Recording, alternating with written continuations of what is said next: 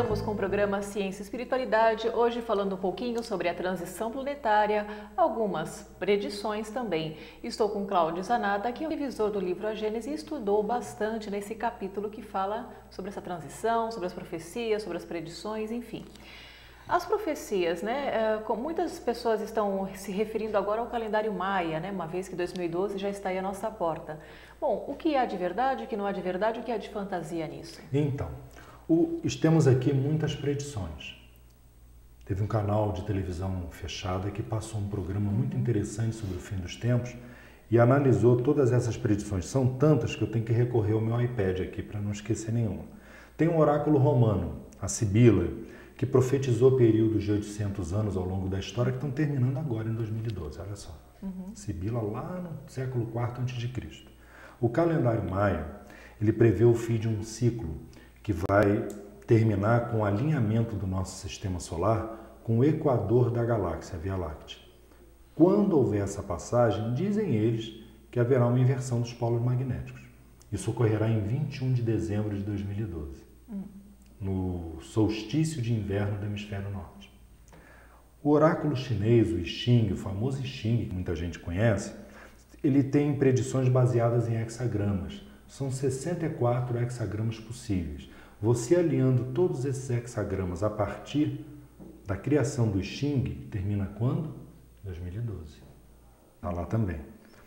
Tem o mago Merlin, profeta, que previu também para essa nossa época a inversão dos polos magnéticos. Tem uma outra profetisa inglesa chamada Mother Shipton, que viveu no século XVI, muito conhecida na época, que previu a destruição da metade do mundo na época atual. Na Bíblia temos Jeremias, temos Daniel, temos o Apocalipse de João, o livro das Revelações, e o próprio Jesus trazendo predições para essa época de transformação. Tem um oráculo americano chamado Black Elf, que também previu destruição que afetaria o mundo todo na época atual. A tribo Hopi americana e, por incrível que pareça, Giovana, o Webboot, um software de investimentos caríssimo, não é coisa para gente, é coisa para grandes bancos, grandes empresas. Ele prevê tendências na sociedade auxiliando nos investimentos. Ele também está prevendo que em 2012 vai acontecer alguma coisa. Veja bem, Cláudio, é interessante que a gente deixe claro para o público de casa que vai acontecer alguma coisa. Que é alguma coisa, não é o fim do mundo, é apenas o fim de um ciclo. Isso, né? Porque muita gente fica não apavorada. É o fim dos tempos, são os tempos do fim. Fim do quê? Do ciclo atual. Fim dessa fase, fim desse paradigma de civilização, fim dessa maneira de viver. Mas isso vai acontecer da noite para o dia? Claro que não. Nada na natureza ocorre por descontinuidades abruptas. As transições são lentas, são graduais. Se eu fizesse uma estimativa, eu diria que isso vai, digamos assim, acontecer ao longo de todo esse século XXI. O Chico, que se arriscou a dar uma data, falou em 54. O Emmanuel também falou coisa parecida. Mas eu repito, Jesus disse que nem ele e nem os próprios anjos saberiam dizer essa data. Eles dizem que isso virá, vai acontecer, vai. O que vai acontecer e quando vai acontecer, disso nós temos muito pouca informação, o que é sensato, para não gerar pânico, não gerar confusão, não gerar entendimentos equivocados que levem as pessoas a deixar de fazer os seus afazeres, porque a vida continua, a vida tem que prosseguir em frente. Com certeza, porque tem muitas pessoas interpretando essa transição planetária como um possível fim do mundo, onde haverá um grande desencarne coletivo. Algumas pessoas acabam tomando atitudes erradas para a sua própria vida. Não? Isso, mas eu sei quando vai ser o fim do mundo mesmo. O fim do planeta Terra deverá ocorrer, segundo a ciência, daqui a 5 bilhões de anos, quando o nosso Sol, esgotando seu combustível nuclear, começar a se expandir, se transformando numa gigante vermelha. Aí sim, daqui a 5 bilhões de anos, nós vamos ter a perda de Mercúrio, Vênus, Terra, possivelmente Marte, até o cinturão de asteroides.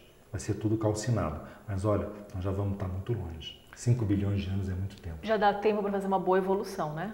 Dá. Quem não conseguir até lá também, né? Puxa.